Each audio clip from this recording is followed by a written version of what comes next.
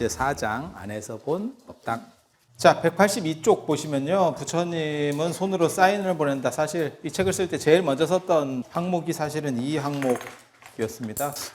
모든 부처님은 비슷한 형상으로 생기셨잖아요. 그래서 이제 가장 이제 요즘 들어서 문제가 되는 게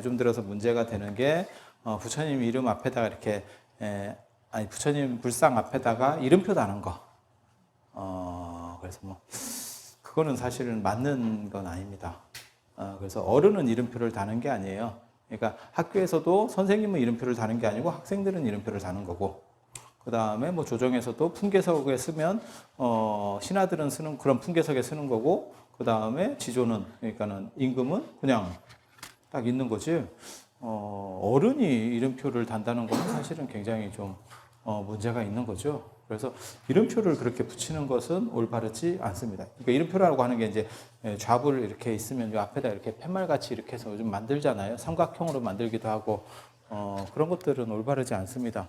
그래서 제가 뭐라고 얘기하는 거냐면 이름표 붙이는 사람들은 다 아랫사람인 거예요.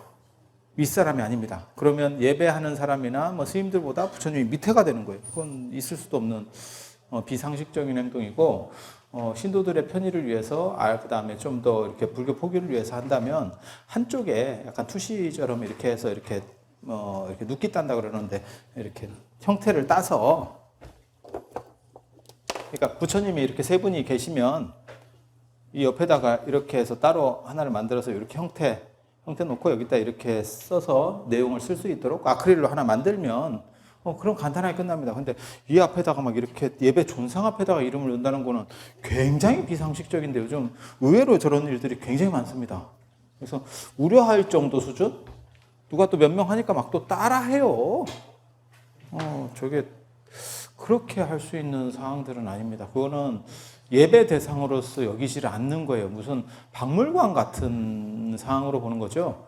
박물관과 예배 존상의 가장 큰 차이점 중에 하나는, 개인적으로는 제가 박물관을 별로 안 좋아하거든요. 이렇게 부처님 이렇게 모신 이런 쪽 박물관들이 있잖아요. 그러니까 성보박물관을 얘기하는 게 아니고 공시박물관은 다 마찬가지예요. 그래서 불교 전시실 쪽을 별로 안 좋아하는데 어떤 일들이 벌어지냐면 대부분 박물관은 관람자 시선으로 이렇게 보도록 되어 있습니다. 유물이 이렇게 배치된다고. 이 정도 높이에서 배치가 됩니다. 그러면 딱 이제 낮춰보게 돼 있는 거예요. 근데 원래 존상은 이렇게 보도록 되어 있죠. 우리가 부처님 이렇게 법당에서 딱 보면 이렇게 보도록 되어 있는 거죠. 그렇지 않아요? 그래서 이걸 이렇게 낮춰보면 이제 꼭지부터 보는 거예요. 불상이 이렇게 모셔져 있으면 아주 큰 불상이 아닌 이상은 그냥 꼭지부터 이렇게 다 보는 거예요. 이렇게 보는 거 아닙니다. 그거는 존중하는 마음 자체가 없는 거고, 또 불상이 제작될 때 이렇게 보는 각도에서 만들어져 있어요. 그래서 이렇게 봐야 얼짱 각도입니다. 그러니까 이게 탱화같이 불화같이 이렇게 평면적인 거는 얼짱 각도가 따로 없어요. 근데 입체는 모두 다 얼짱 각도라는 게 존재합니다. 그래서 이렇게 보도록 제작이 된 거를 이렇게 보잖아요. 그러면 상호가 이상해집니다. 상호가 이상해집니다. 실제로 석굴암 부처님 같은 경우는 정면에서 우리가 이렇게 보잖아요. 우리가 하늘을 날아가지고 석굴암 부처님 앞에서 이렇게 보잖아요. 그럼 석굴암 부처님 눈이 올라가 있습니다. 이렇게 올라가 있습니다. 째져 있고 코는 짧습니다. 굉장히. 그런데 왜 그렇게 만들었느냐? 석굴암 부처님이 굉장히 크거든요. 그래서 올려다 봤을 때 눈이 약간 처져 보이게 되거든요. 밑에서 이렇게 올려다보면 위에 있는 존상은 약간 이렇게 처져 보여요. 그래서 반드시 이렇게 만들어 놓잖아요. 저같이 그냥 보통 사람처럼 반드시 만들어 놓으면 이렇게 약간 귀염상이 됩니다. 그래서 그걸 고려해서 일부러 이렇게 올려놓은 겁니다. 그러니까 보는 각도가 있다라는 거를 말씀을 드리고 싶은 거예요. 제가 지금 말씀드리려고 하는 거는 코도 마찬가지예요. 그 각도에 따라서 시각 보정을 해놓은 거예요. 그걸 계산을 해서. 근데 그거를 이런 식으로 놔버리면 불상이 가분수가 됩니다. 그래서 제가 절대 저렇게 모시면 안 된다. 근데 성모박물관도 대부분 그런 식으로 모셔요. 그래서 부처님이 불단에 모셔져 있을 때는 머리가 크다는 생각을 크게 안 해요. 예배 대상으로 보고 이러면 밑에서 위로 이렇게 치켜 올려보면서 멀리 보기 때문에 그렇게 머리가 크다는 생각을 안 해요. 근데 박물관에 가서 바로 옆에서 이렇게 보면 머리가 크다. 머리가 크다. 이게 확 옵니다. 확 옵니다. 그리고 위에 앉아 계시기 때문에 약간 밑에 이제 예배하러 온 사람들하고 눈을 맞추기 위해서 허리를 약간 이렇게 굽히고 있거든요. 근데 이렇게 보면 약간 이렇게 확 굽었죠. 거북목. 컴퓨터를 많이 하셨는가 봐요. 거북목처럼 느껴지는. 그래서 이렇게 모시는 법칙은 다 안 맞는 겁니다. 그래서 그런 것들도 사실 성모박물관도 이런 볼 수 있는 구조들을 수정을 해줘야 되고, 그것을 우리가 먼저 바꾸고 그 다음에 일반 국립박물관에도 그거를 계속 요구를 해야 돼요. 요구를 해야 돼요. 그런데 그런 데까지 나아가기는 둘째치고 지금은 그냥 사찰의 예배 존상까지도 이름표를 붙이고 있으니까. 그래서 좀 어떻게 보면 안타까운 생각이 들죠. 그래서 친절한 건 좋은데 그건 너무 과잉 친절. 과잉 친절이고, 친절에도 방법이라는 게 있거든요. 그래서 그런 문제들에 대해서도 여러분들이 한 번 정도 생각을 해보시기 바랍니다. 그래서 그건 친절의 문제를 넘어서는 겁니다. 그거는 예배 대상을 모독하는 친절이에요. 그래서 그거는 조금 격에 안 맞는 일입니다. 우리 스스로도 격을 떨어뜨리는 거고요. 그래서 모든 부처님은 동일해요. 동일한 스타일이에요. 그러니까 불교의 가장 큰 특징이 형태는 우리가 알아요. 그러니까 예를 들어서 뭐 나발, 쉽게 말해서 파마머리 같이. 그 다음에 몸은 금색. 그 다음에 약간 살집이 있고 약간 통통한 스타일. 그 이제 복 있는 스타일. 그런 식의 형태는 있지만 얼굴이 어떻게 생겼느냐? 그러면 사실 다 다릅니다. 그건 동네마다 다르고, 그 다음에 나라마다 다르고, 그 나라 사람들이 원하는 생김새로 만들어요. 예수는 거의 비슷한 이미지로 만들어져요. 그렇지만 태국 불상하고 동아시아 불상은 완전히 다릅니다. 그리고 태국 불상이나 동남아시아 불상은 더 호리호리하죠. 그렇지 않은가요? 우리는 약간 또 퉁퉁하고 이렇게 살집이 있고, 부처님은 얼굴 이미지가 딱 고정화되어 있지 않아요. 그렇기 때문에 부처님을 구분할 수 있는 특징적인 부분들이 상대적으로 약합니다. 그래서 그거를 뭘로 구분하느냐? 손모습으로. 그게 이제 수인이죠, 수인. 수인. 개인, 수인 이렇게 얘기하는 이 손모양들 보면 이렇게 되는 거고. 그래서 손모습이 뭐 그렇게 많이 있느냐? 아까도 말씀드렸지만 한 5분 정도만 부처님은 이제 이렇게 구분할 수 있으면 되니까요. 그래서 석가모니 부처님은 선정인을 했다가 오른손을 위로 올리는 선정인을 했다가 이렇게 내리는 항마촉진 석가모니 부처님, 그죠? 이렇게 항마촉진. 그 다음에 비로자나 부처님 같은 경우는 직권인 이렇게 해서 이렇게. 이게 옛날식 직권인이고요. 그 다음에 이렇게 잡는 게 이제 조금 중국식, 그 다음에 좀 밀교에서 변형된 직권인입니다. 그리고 이런 식 직권인을 이제 더 변형시킨 게 마곡사 같은 경우 이렇게 하고 있는 거 아세요? 야, 저 손가락이 저렇게 될까 싶을 정도로 막 확 이렇게 꺾고 있죠. 잘 못 보셨으면 나중에 공양하고 한번 가서 이렇게 산보할 때 한번 자세히 봐보세요. 막 이렇게 꺾는데 이 정도 꺾는 게 아니고요. 완전히 이렇게 접어져 있습니다. 이 첫 번째 손가락만. 선운사도 그렇고 막 이렇게 진기하게 접고 있습니다. 그래서 손을 가슴에 대부분 모으고 있으면 이렇게 합장인이 아니고 그냥 이렇게 모으는 자세, 뭐 이렇게 하든지 간에 하면 이런 것들은 다 이런 수인을 하고 계시면 다 비로자나 부처님. 그리고 이렇게 속칭 돈내나 수인이라고 하는 이게 하품 중생인입니다. 정확하게 말하면 아미타 구품인 중에서 하품 중생. 우리나라는 왜 이렇게 하품 중생이 유행하는지 잘 모르겠습니다. 원래 아미타 부처님 같은 경우는 상품 상생인, 상품 중생인, 상품 하생인. 이 손가락만 바뀌는 거예요. 선정인에서 이렇게 해야 되겠네. 원래는 이렇게, 그리고 이 동네로 오면 왼손이 올라가서 이렇게. 상품 상생, 중생, 하생. 어떤 의미인지 아시겠죠? 그 다음에 중품위는 중품 상생, 중생, 하생. 하품위는 하품 상생, 중생, 하생. 이렇게. 예전에는 이 아미타 부처님을 9분을 이렇게 수인이 다 다른 9분을 한 정각에다가 모셔놓기도 합니다. 그렇게 해서 디귿자로 만드는 경우도 있습니다. 이렇게 부처님을 9분을 이렇게 모셔가지고 9분까지는 안 되네. 이렇게 모셔서 여기에 이제 돌아가시려고 하는 분이 가서 이 부처님 손목으로 해서 오색실을 쭉 연결해서 이 사람에게 묶어줍니다. 그리고 이제 임종하도록 연부를 해주는 거예요. 그래서 극락에 왕생할 수 있도록. 저런 건 저는 굉장히 좋다라고 생각을 합니다. 그럼 사람이 안정된 상황에서 이렇게 부처님을 생각하고 이렇게 돌아가실 수 있을 것 같아요. 근데 우리는 희한하게도 상품 상생인이나 일본 같은 데 가면 겸창대불 이런 거 다 상품 상생인이거든요. 그런데 우리는 하품 중생인, 그 돈내나 수인밖에는 없습니다. 왜 그렇게 통일됐는지는 저도 잘 모르겠습니다. 거의 우리나라의 제가 알기로는 모든 부처님은 다, 아미타 부처님은 이겁니다. 다 보셨을 거라고 생각해요. 스님들이니까 뭐 이거 안 보셨을 일은 없고. 그러니까 봐보세요. 그러니까 부처님이냐 아니냐를 구분하는 가장 큰 판단 기준, 파마머리, 나발 딱 생각하시면 되고, 그 다음에 찢기는 석가모니 부처님, 그 다음에 응침 가운데 손을 모으고 있어. 그럼 비로자나 부처님. 무조건 손만 모은다 그러면 비로자나 부처님. 그 다음에 돈하고 관계되면 재지내야지. 그건 아미타 부처님. 그 다음에 물건이 있으면 사야 되니까 약사. 서 계시면 미륵. 서 계시면 미륵. 이 정도만 아시면 다른 분 만날 일 거의 없습니다. 만나게 되면 어떻게 되죠? 인사하세요.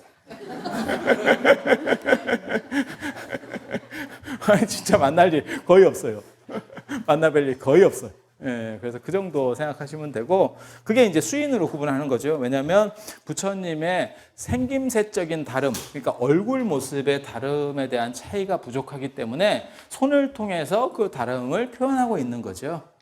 그래서 그런 정도 생각하시면 되고, 그 다음에 이제 보살님 같은 경우는, 보살은 말 나온 김에 그냥 보살님들도 잠깐만 얘기를 해드릴게요. 보살들 같은 경우는 이제 제가보살이 있고 출가보살이 있어요. 제가보살은 제가인, 출가보살은 출가한 분. 제가보살 중에 가장 대표적인 분 어떤 분이 계시죠? 관세음보살, 그죠? 관세음보살, 뭐 대세지보살 이런 분들, 관세음, 대세지 이런 분들의 모델은 귀족입니다. 그래서 왕관을 쓰고 이제 이렇게 화려하게 나타나는 거예요. 모든 장신구를 다 하고. 부처님은 수행자 모습이기 때문에 가사 이런 옷 주름 가지고 화려한 것처럼 하고 있지만 실제로 벗으면 아무것도 없고 그냥 알몸이 나오는 게 부처님.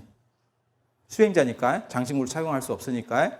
보살들은 화려한 장신구, 여기도 하고 막 위에도 하고 막 목걸이 양쪽에다가 발 위에는 발목 꼬리에 해서 막 발에 늘어뜨리고 막 난리가 납니다. 왜? 더운 지역 사람들은, 추운 지역의 농경민들은 이렇게 품 큰 옷으로다가 가오를 잡아요. 그러니까 장신구를 해도 보이질 않습니다. 더운 지역 사람들은 약간 노출하면서 장신구로다가 조집니다. 내가 이렇게 잘 나가는 사람이야, 이렇게. 추운 지역은 이 옷으로 가오를 잡고 이 옷을 비싼 걸 씁니다. 비단옷 같은 거. 그러니까 옷을 가지고 가격으로 이거를 가지고 내가 얼마나 잘 나가는 사람인지를 얘기를 하는 거고, 더운 지역 문화에서는 옷을 노출을 해야 되는, 이런 걸 못 입잖아요. 이렇게 옷으로다가 이런 옷을 입을 수는 없겠죠. 더운 지역 사람들이 어떻게 이렇게 치렁치렁하고 이런 걸 입겠어요. 그러니까 걔네들은 노출식으로다가 하게 되고, 노출하게 되면 거기에 이제 장신구로다가 내가 얼마나 능력 있고 대단한 사람인지 알아? 라고 얘기를 하는 거죠. 그래서 그런 귀족 스타일의 모습을 보이고 있는 것이 제가보살의 기본적인 특징. 그 다음에 출가보살 같은 경우는 대표적인 분이 어떤 분이 계시죠? 지장보살. 그 다음에 또 문수보살. 그래서 지장보살님 같은 경우는 아시잖아요. 출가보살인지. 어떻게 할까요? 미륵보살도 있네. 미륵보살도. 미륵이 불로 나올 때는 모르지만 보살로 나올 때는 저 출가보살. 지장보살님 같은 경우는 빡이잖아요. 우리랑 헤어스타일 똑같잖아요. 그죠? 그리고 석장. 이게 예전에는 이런 지팡이. 그 석장이 이제 짐승들 같은 경우 이렇게 물리치려고 쓰는 이런 호신용도 있고, 그 다음에 예전에는 짧은 석장도 있었어요. 우리나라에는 그게 없어졌는데 목탁, 요령, 석장을 흔들면서 연구를 했습니다. 그래서 삼국유사나 이런 데 보면 석장이 뭐 이렇게 시간을 알려줬다, 뭐 움직이면서 뭘 했다, 이런 기록들이 나오는데 그게 다 짧은 석장이에요. 석장을 흔드는 거예요. 지금 우리는 목탁, 요령밖에 없잖아요. 석장이 있어요, 석장이. 그런 게 있거든요. 그래서 이 지장보살님은 뭐 다 아시다시피 출가보살, 그 다음에 문수보살 같은 경우가 문수살이 법왕자보살이라고 하죠. 들어보셨어요? 법왕자가 뭐냐면 법왕의 자식이라는 뜻이거든요. 법왕의 자식. 법왕은 부처님. 부처님의 자식은 누구예요? 출가 사문들. 우리예요, 우리. 예, 그래서 문수보살도 출가보살입니다. 근데 저게 이제 아들 자자 쓰고 저렇게 하니까 좀 어린가 싶어가지고 자꾸 동자로 자꾸 동자로 나타나. 그래서 문수보살만 자꾸 동자로 나와요. 문수동자 뭐 이런 거 있잖아요, 그죠?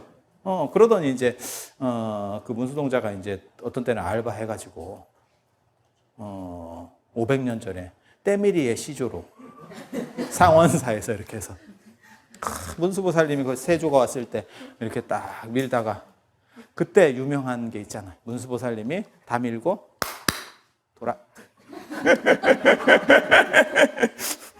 그렇게 해서 낫게 해줬다는 그런 얘기 다 한 번씩 들어보셨잖아요.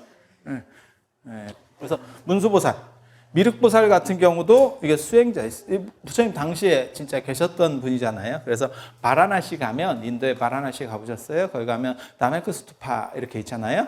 다메크스투파. 그게 최초 오비구한테 설법한 탑이 아닙니다. 그게 부처님이 가섭불에게 수기를 받았고 미륵보살에게 수기를 준 그 수기의 탑이에요. 그리고 그 옆에 보면 다르마라지카 스투파라고 탑자리만 동그랗게 남은 거 있어요. 거기가 사실 설법 탑자리예요. 그런데 이제 그게 다 헐려버리니까, 헐려서 없으니까 이제 그 다메크스투파를 보고 그냥 오비구한테 설법한 탑이다, 그냥 사람들이 그렇게 얘기하는데 다 그냥 또 그렇게 먹어줘가지고 지금은 또 다 그런 줄 압니다. 인생이라는 게 다 그래요. 그래서 미륵은 수행자이기 때문에 원래 미륵이 정병을 가져요. 이런 정병이기도 하고, 그 다음에 이렇게 돼가지고 이렇게 생긴 정병이기도 하고, 이렇게 저 군직하라고 하는데 정병을 가지고 있었어요. 정병이 원래 미륵볼 거였는데, 이게 미륵보살님 거였는데 이게 수행자이기 때문에, 근데 나중에 관세음보살님한테 뺏깁니다. 지금은 이제 정병이 관세음보살님한테 많이 가 있죠. 해수관음상 뭐 이렇게 보면 정병 뒤로 샥 엎어가지고 이렇게 물 쫙 나오게. 보통 중국 사찰에 가면 대웅전 뒷면 하면 자항보도 이래서 관세음보살님이 이렇게 파도를, 험난한 파도를 이렇게 서핑을 샥 하면서 중생들을 구제하는 모습 탁 이렇게 그런 게 있습니다. 그래서 구분하는 방법은 대충 이 정도. 그리고 다른 보살님들은 어떻게 구분하냐? 위치로 구분하는 거예요. 보현보살? 그러면 관세음 문수보살, 그러니까 석가모니 부처님이나 비로자나 부처님을 중심으로 좌문수, 우보현. 그죠? 아미타 부처님을 중심으로는 좌관음, 우세지. 이렇게. 그렇게 해서 그냥 위치상으로 이렇게 구분합니다. 그래서 다른 분들 같은 경우는, 지금 말씀드리지 않은 다른 분들 같은 경우는 특별한 도상은 없습니다. 어떤 걸 가지고 있다거나 어떻게 생겼다거나 이런 특수한 상은 없습니다. 지장보살님 머리가 왜 항상 초록색으로 표현됩니까? 대부분이. 그게 되게 재밌어요. 그러니까는 부처님 머리카락이 파란색인 거 아세요? 30 이상에 보면, 그러니까 파란색이라는 게 진짜 파란색 말고 부처님이 백인입니다. 아리안족 백인입니다. 그래서 눈동자도 약간 파랗고 머리카락도 파란색이에요. 파르스름한 머리카락 있잖아요. 완전 파란색 말고. 그래서 인도는 아리안족 중심이기 때문에, 아리안은 백인이에요. 코카수스 지방에서 내려온 유목 계열의 백인입니다. 그리고 이 사람들이 누구랑 민족이 똑같냐면, 이 아리안족이 부처님만 아리안족이 아니고 게르만도 아리안이에요. 독일, 프랑스 아리안입니다. 히랍, 그리스 로마 아리안입니다. 중동 아리안입니다. 중동 사람도 아리안입니다. 이게 다 아리안족이에요. 백인 계열이에요. 그래서 히틀러하고 불교하고 마크가 같잖아. 엎어치나 매치나지? 마크가 같잖아. 그게 아리안의 마크입니다. 정확하게 말하면 불교 마크도 아니고 히틀러 마크도 아니고 아리안의 마크예요. 그리고 히틀러가 계속해서 추구했던 것 중에 하나가 뭐냐면 아리안의 영광을 이라고 하는 거고, 아리안족이 가장 위대한 민족이고 거지 같은 민족이 있다는 거예요. 그 셈족, 이스라엘 놈들, 유대족. 그래서 그거를 한 방에 쓸어버리겠다. 인종 청소를 해버리겠다. 홀로코스트. 그리고 아리안족, 순수 아리안족의 혈통을 찾겠다. 게오르기 25시. 그런 영화 같은 데 보면 그게 나오는 거예요. 그래서 이 양반들이, 이 어른들이 이렇게 파르스름한 머리예요. 그래서 눈 푸른 납자에게 묻습니다. 뭐 이런 것들 있잖아요. 눈 푸르다는 게 이렇게 뭐 너무 총명총명해서 눈이 파랗다 이런 의미가 아니고 진짜 파란. 우리도 할 수 있어. 칼날렌즈 끼면 돼, 요즘은. 그냥 오버한 거예요. 이쁘게 봐주세요. 그렇게 해서 파르스름한 머리카락인 거예요. 그렇게 해서 실제로 부처님 불상을, 여러 부처님을 자세히 봐보세요. 그럼 검은색으로 부처님 머리는 대부분 표현되어 있지만 수염은 파란색으로 표현되어 있습니다. 근데 채모색은 원래 같은 거예요. 수염색하고 머리색이 다르게 날 수는 없습니다, 인간이. 네. 수염은 파랗다니까 대부분. 그리고 조금 더 자세히 보시면요, 실제로 탱화나 이런 데서는 파랗게 머리가 되어 있는 부처님도 여러 이렇게 있습니다. 우리나라에도 많이 있습니다. 제법 많이 있습니다. 근데 여러분들이 제 얘기를 듣기 전에는 그냥 눈으로 지나치기 때문에 정확하게 판단이 안 되는 거예요. 근데 이 얘기를 듣고 나서 나중에 계속 부처님 머리만 이제 보일 거예요. 이렇게 보면 파란 부처님도 계시네? 파란 부처님 계시네? 이렇게 되는 거예요. 그래서 지장보살님 같은 경우도 파란 머리라고 생각한 거예요. 근데 조금 엽기적인 거는 삭발하면 머리카락이 파랗다고 해서 바닥이 파랗지는 않잖아. 그런데도 불구하고 그냥 파랗게 칠을 해버린 거예요. 그래서 파란, 이렇게 지장보살이 삭발했다라고 하고, 그 다음에 뭐 두건을 착용했다, 뭐 이런 식 나오는 거는 지장보살 16경에.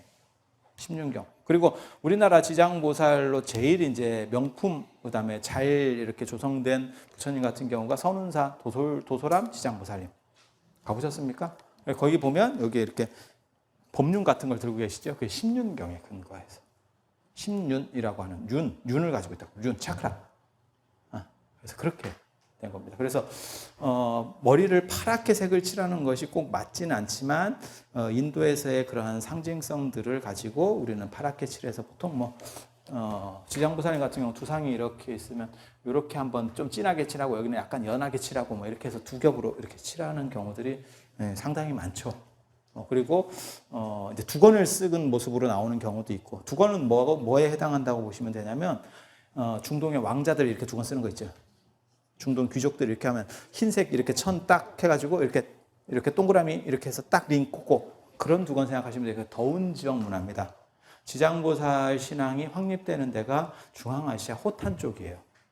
인도에서부터 시작됐지만 지장보살 신앙이 확립되는 거는 중앙아시아 호탄 쪽이에요. 그러다 보니까 그런 더운 지역 문화 배경에서 나오는 양상들이 차입이 되는 거예요. 그 다음 184쪽 보세요. 삼세불, 삼신불, 삼존불 이런 부처님들은 많이 이제 모셔져 있으니까 기본적으로 알아두실 필요는 있습니다. 그래서 삼세불이라고 하는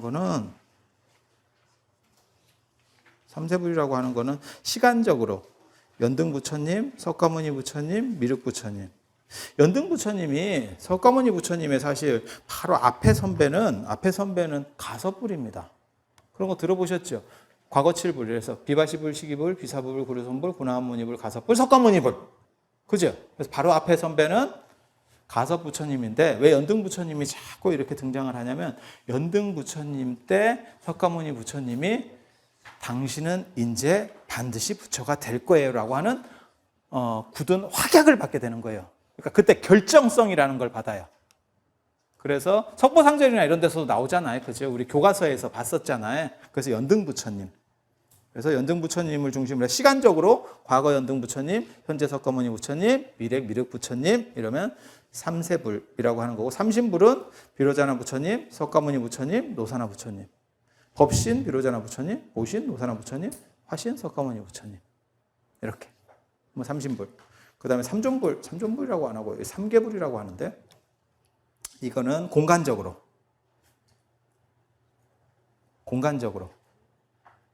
공간적으로. 그래서 석가모니 부처님은 중앙에 계시고 그 다음에 동쪽 동방약사여reb을 서쪽 아미타불.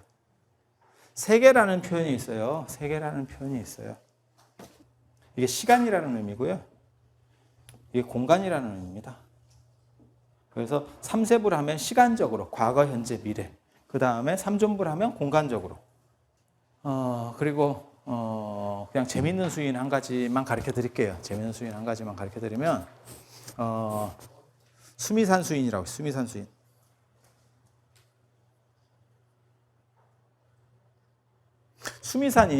수미산이 그거 아세요? 혹시?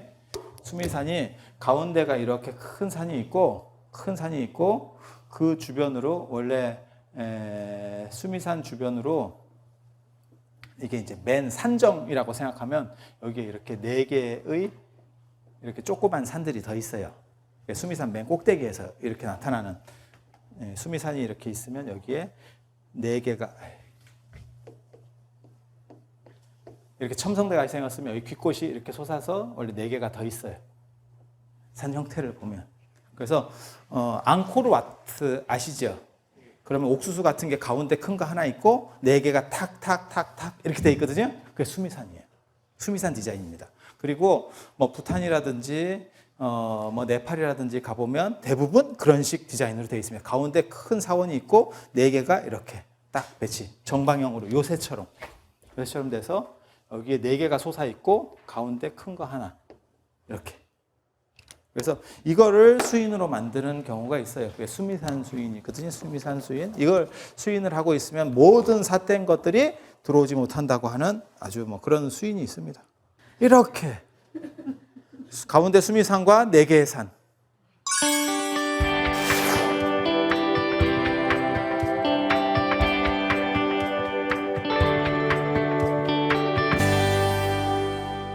그리고 보살은 사자와 코끼리를 타고 이동한다.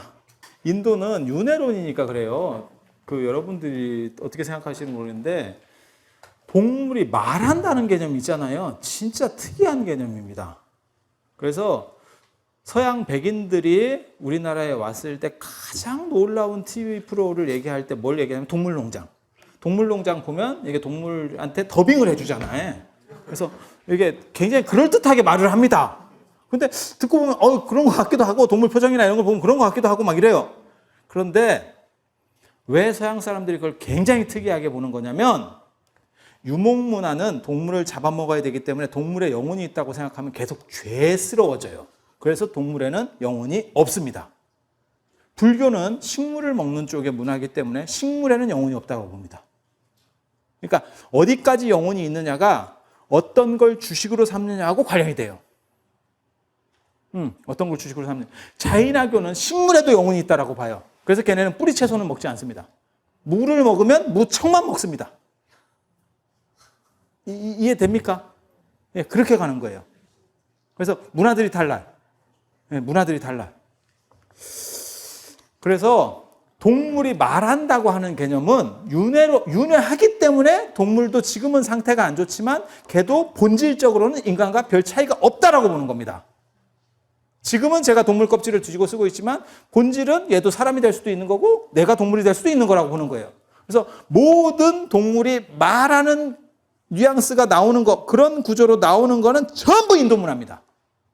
그래서 자타카도 그렇고 본생담도 그렇고 그 다음에 이소부화에서 동물들 다 얘기하죠. 인도 겁니다. 인도 겁니다. 황금알을 낳는 거위 얘기 있잖아요. 그 부처님 전생담에도 나옵니다. 거의 비슷하게 나옵니다. 단 황금 알을 낳는 게 아니고 황금 기체 거위로 나옵니다. 황금 기체 거위. 그래서 그 사람이 기치를 하나씩 이렇게 떨어뜨려주고 갔는데 그 사람이 잡아가지고 기스를 싹 뽑았더니 흰 기치 나왔더라. 그렇게 본생담에는 그렇게 나옵니다. 거의 비슷한 스토리예요. 그래서 이소부화도 인도께 넘어간 겁니다. 그래서 동물하고 가까운 이런 문화가 있습니다. 그래서 동물을 타고 다닌다 라고 하는 게 힌두교에서부터 있습니다. 힌두교에서. 그래서 제석천은 6개의 어금니를 가진 흰 코끼리를 타고 다니고 비슈누 신 같은 경우는 금시조, 우리식으로 말하면 금시조, 가루다라고 하는 맹금류입니다. 독수리나 매 같은 그래서 용을 잡아먹는다는, 거기서 용이라고 하는 거는 킹코브라고요. 킹코브라를 이제 잡아먹는 그런 가루다를 타고 다니고, 그 다음에 브라흐만 같은 경우는 밤사라고 하는 백조를 타고 다닙니다.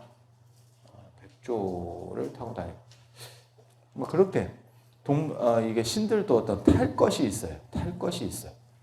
탈 것이 있어요. 그리고 제석천 같은 경우는 어떤 군왕, 군주를 모델로 해서 이렇게 디자인되는 경우들이 많거든요. 주변 배석이. 그래서 이제 흰 코끼리. 예전에 인도에서의 임금들은 다 큰 코끼리들을 타고 다녔습니다. 큰 코끼리 위에다가 평상같이 이렇게 만들어서 그 위에 이제 올라가서 타는 그런 구조로 되어 있었습니다. 그래서 군왕의 권위, 그 다음에 제왕의 어떤 상징으로서의 코끼리라고 하는 게 있고, 부처님 같은 경우는 아시다시피 태자 출신이니까 그 꿈도 흰 코끼리, 유가백상 그런 걸 이제 꾸게 되는 거고, 보현보살 같은 경우는 내나 타는 게 흰 코끼리죠, 그죠? 유가백상. 그다음 문수보살 같은 경우는 푸른 사자. 그래서 이제 인도적인 문화들이 불교 안에도 그대로 존재하고 있다는 것을 알 수 있는. 그래서 그렇게 생각하시면 되고, 그 다음에 킹코브라도 약간 들어와 있죠. 그래서 부처님께서 깨달음을 얻고 나서 무찰린다 용왕이 뭐 이렇게 머리를 덮어줬다. 부처님 유적지 부다가야 가시면 그래서 무찰린다 연못이라고 하는 게 있죠, 그죠? 거기 이제 원래는 그게 거기 상을 보면 킹코브라가 이렇게 좌대 비슷하게 이렇게 나타나 있잖아요. 가보시면 어떤 구조로 되어 있냐면 뱀이 이렇게 또아리를 틀고 그 다음에 머리를 이렇게 해서 킹코브라 같은 경우가 이렇게 납작하게 변신시킬 수 있잖아요. 그래서 부처님이 이렇게 명상하시는 모습으로, 그죠? 이런 식으로 되어 있지만 실제로 기록에 보면 뱀이 몸을 감아주는 거예요. 몸 전체를 감아주는 거예요. 이유는 뭐냐면 그때 비가 와서 체온이 떨어지는 거예요. 그래서 그걸 막아주기 위해서 뱀이 몸을 전체를 감아서 부처님의 체온을 보호해줬다. 사실은 그런 쪽 기록입니다. 그래서 약간 달라요. 근데 뱀이 몸을 감은 걸로 표현하기는 조금 그러니까 이제 뱀 위에 앉아 있는. 근데 뱀 위에 앉아 있으면 뱀은 편할까? 늘상 저는 사실 그런 생각 많이 해요. 그래서 진짜 그럴까? 어저께도 제가 그런 말씀 드렸었잖아요. 동자신이 어깨 위에 앉아 있다. 앉아 있는 동자신은 편할까? 방금도 백조를 타고 다닌다. 백조 타고 다니면 편할까? 그냥 걸어 다니는 게 낫지 않을까? 근데 예전에 왜 신이 새를 탄다는 생각을 했을까요? 아까 가루다, 뭐 백조, 그 다음에 뭐 신선도 어저께 푸른 학 탄다. 왜 새를 탄다고 생각을 했을까요? 새를 탄다는 것도 좀 웃기잖아요. 그냥 나르면 되는 거 아니에요? 땀 흘리면 안 된다고. 아니, 나르는 게 땀을 흘리고 자시고 할 거는 없잖아요. 슈퍼맨이 막 힘들게 막 날리면서 이러면서 USB 부천기 USB 선풍기 같은 거 막 틀면서 이렇게 나르진 않겠죠. 사실은 왜 그런 식으로 되는 거냐면요. 그냥 나른다라는 개념이 지금 우리에게는 머릿속에 존재해요. 근데 옛날 사람들은 그 생각까지 못 합니다. 지구로 얘기하면 지금은 우리가 지구를 동그랗다고 생각하잖아요. 그 원형적 사고에서는 그 위로 올라가면 평평하다는 사고가 있는 거죠. 그래서 언젠가는 가면 떨어진다. 멀리 가면 떨어진다. 이런 생각을 하는 거잖아요. 그래서 예전에는 천당과 지옥도 땅하고 연결된다라는 구조가 있어요. 지옥이 땅 끝에 있다는 거 아세요, 혹시? 기원 전후가 되면 땅 속으로 들어가요. 지옥이 땅 속으로 들어가고 그 전에는 땅 끝에 있었어요. 인도 우주론에서 보면 이 세계의 땅끝 맨 바깥쪽에 뭐가 있냐면 천리산이 있습니다. 천리산. 그래서 우리가 연불 할 때 천리산간 오무간지옥, 일일이라 만사만생, 그죠? 오무간지옥이, 무간지옥이 5가지 성격이 있거든요. 다섯 개가 있다는 게 아니고 무간지옥에 5가지의 성격이 있습니다. 그래서 한꺼번에 쉽게 말해서 크기가 제한되지 않는다. 그러니까 무간지옥만큼 몸이 크기가 늘어나 가지고 고통을 받고, 그 다음에 무간지옥에만 쉬는 시간이 없습니다. 그래서 시무간, 뭐 공간무간, 뭐 이런 식으로 해서 5가지 성격이 있다는 거예요. 그래서 맨 처음에는 사실 구산파래라고 그래서 이게 수미산을 중심으로 불교 우주론을 보면 이렇게 쫙 이렇게 산들이 9개가 있거든요. 그 맨 마지막이 철위산이에요. 여기에 지옥이 있었어요. 그런데 기원 전후쯤 되면 지옥이 요 밑으로 내려갑니다. 땅 밑으로, 땅 속으로. 왜? 이제 많이 다녀보니까 상인들이나 이런 사람들이 다녀보니까 없지. 찾을 수 없지. 이소부화 같은데 이런 거 안 그러면 옛날 동화 같은데 보면 어디에 가면 에덴 동산도 마찬가지예요. 이게 다 연장선상에 있는 거예요. 그리고 어디에 가면 신선들도 마찬가지잖아요. 이 세계 속에 어딘가에 이렇게 딱 어디 살짝만 가면 그 너머에 있는 거잖아요. 모든 오래된 이러한 사유구조에서는 하늘 위에 인간이 산다라는 생각을 못 해요. 땅 속에도 숨 막히는데 어떻게 살아? 이렇게. 그래서 그런 사고들이 나오려면 한참 뒤에 나오는 겁니다. 그래서 이런 게 신화의 원형 같은 거 구분할 때 인간들이 어떻게 머리를 썼는지를 알 수 있는. 그래서 인도신화에서도 지거천이라고 하는 제석천은 땅 위잖아요. 수미산 위에 사니까 땅 위에 사는 사람이잖아요. 신이잖아요. 그런 구조가 굉장히 오래된 구조입니다. 그리고 그 위에 신들이 하늘 세계에 살아라고 하는 거는 다 첨가되는 구조입니다. 그 뒤에 이렇게 올라가는 구조입니다. 그래서 구사론에 보면 땅 속에 있다라고 나오고 루탄경에 보면 철이산 사이에 있다라고 나와요. 지옥이. 그래서 우주론 같은 경우도 바뀝니다. 바뀝니다. 그런 것들이 있어요. 그래서 동물들하고 연결되는 이런 구조가 인도에는 처음부터 있었고 그 다음에 이제 불교적인 걸 보면 이제 문수보살, 보현보살이 가장 대표적인 거고 그 다음에 219쪽 한번 봐보세요. 지장보살은 개를 데리고 다니잖아요. 모르겠어요. 이게 개인지 사자인지 저도 잘 모르겠습니다. 근데 이게 여기 나오잖아요. 221쪽 사진에 한번 봐보세요. 그 그림에 오른쪽, 왼쪽이죠. 우리가 보기에는 오른쪽, 지장보살 입장에서는 왼쪽. 여기 보면 개 한 마리 있죠. 개 한 마리. 이게 이제 내용은 그렇게 되는 겁니다. 내용은 그렇게 되는 거예요. 김지장 스님이 중국 구화산으로 가는데 구화산으로 가서 지장 왕보살이 나중에 되는 거잖아요. 왜 지장보살만, 우리는 그냥 지장보살이라고 하는데 중국에서는 무조건 지장 왕보살이라고 합니다. 왜 왕보살이라고 하는 거냐면 시왕을 거느리는 왕 중에 왕, 이렇게 생각해서 왕보살이에요. 지장 왕보살. 그리고 우리 입장에서는 지장보살이 왕이라는 의미보다는 지장보살의 서원이 다른 보살님들보다 서원이 크다, 이렇게 보는 거죠. 그래서 우리가 이렇게 대지문수보살, 대행보현보살 하지만 대원 본존 지장보살 그렇게 하잖아요. 그래서 그 원을 높이 쳐주는 건 우리나라식 지장보살에서는 그 원, 지옥 중생을 구제하기 전에는 성불하지 않겠다라고 하는 그 원을 높이 쳐주는 거고, 중국 같은 경우는 구제력이라고 하는 거를 크게 쳐주는 거예요. 그래서 왕 중에 왕, 시왕을 움직일 수 있는 왕 중에 왕, 그래서 지장왕보살. 실제로 중국에 가보시면 지장보살이라고 안 하고 언제나 지장왕보살, 지장왕보살 이렇게 얘기를 합니다. 거기에 보면 김교학 스님이, 이 김지장 스님이 가실 때 개를 데리고 갔다라는 얘기가 있어요. 그 개가 뭐 선청이고 이게 삽살개다라고 하는 설도 있고, 삽살개라는 설도 있고, 동경이라고 하는 설도 있고. 동경이 들어보셨어요?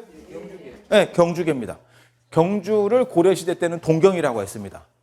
지금 서울을 고려시대 때는 남경이라고 했습니다. 남경. 그러니까는 경주가 수도일 때는 뭐 동경이라고 할 필요가 없겠죠. 그러니까 개성이 수도니까 동경. 동경이라고 사냥개 있어요. 꼬리 짧은 거 사냥개. 그래서 경주 쪽에서는 계속 동경이라고 우기고 있고. 그런데 또 당나라 때 나오는 문헌인 도낭문서에는 환원기라고 하는 문건이 있어요. 짧은 문건이 있는데 그게 이제 도명이라고 하는 스님이 죽어서 사후세계에 가서 지장보살을 만나고 이렇게 다시 왔다는 뭐 이런 기록이에요. 거기에 보면 사자라고 나옵니다. 또 사자. 그래서 저 사자가 뭐요? 이렇게 물어봐요. 그 환원기에 보면.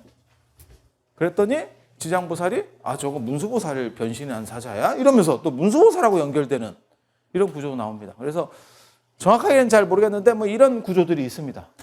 이런 구조들이 있습니다. 그래서 지금도 저 구화산 가시면 진짜 삽살개 같은 게 있죠. 사자로 보기는 조금 애가 추워 보이고, 아니 그 그림도 그렇게 나옵니다. 언제나 약간 빈초리 같이 사자는 약간 위험 있어 보이고 뭐 이렇게 다야 되는데 그게 아니고 약간 애가 좀 추워 보이고, 그렇다고 개로 보자니 너무 좀 털도 있고, 그래서 이제 삽살개설이 상당히 나오게 되는 거거든요. 그래서 이런 이야기들이 있어요. 그래서 이제 지장보살과 개. 그런데 누가 그러더라고요. 아무리 그래도 유학 가면서 개 끌고 갔겠냐고. 뭐 또 그렇게 생각하면 또 그런 것 같기도 하고. 뭐 모르겠어요. 그냥 기록들이 이렇게 여러 가지가 나오니까 삽살개라는 얘기도 있고, 그 다음에 뭐 사자라는 얘기도 있고, 동경이라고 하는 얘기는 경주 사람들이 지금 계속 밀어붙이는.